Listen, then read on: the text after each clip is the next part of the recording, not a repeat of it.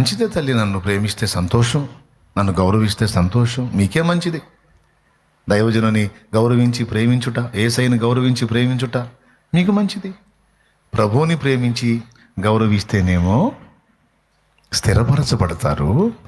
ఆయన ఏర్పరిచిన పాత్రలను గౌరవించి ప్రేమిస్తేనేమో కృతార్థులవుతారు.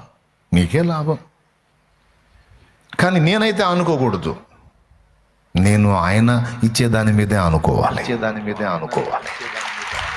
కాబట్టి ఇందు మూలంగా ఈ శుక్రవారపు వేళ ఆన్లైన్ ద్వారా అందుబాటులోకి వచ్చిన బిడ్డలకైతేనేమి, ఇక్కడ కూడిన బిడ్డలకైతేనేమి, 50 మందికి నేను తెలియజేయనది ఏమనగా, పనికి మాలిన వ్యర్థమైన భారాలు వదిలిపెట్టి దేవుడు ఎత్తుకోమన్న భారాన్ని భుజానికి ఎత్తుకొని రాగల దినముల్లో మీరందరూ కూడా దేవుని కొరకు ప్రయోజనకరమైన పాత్రలై ప్రభు సువార్త భారమును భుజములకు ఎత్తుకొని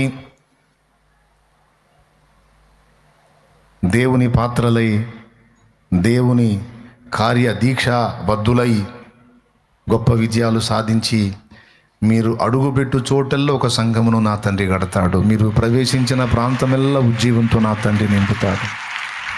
నా మాట తేలిగ్గా తీసుకోవద్దు బిడ్డ.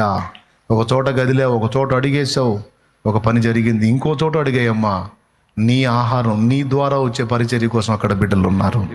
నీ మేత కోసం గొర్రెలు ఉన్నాయమ్మా, దీనమైన గొర్రెలు ఉన్నాయి.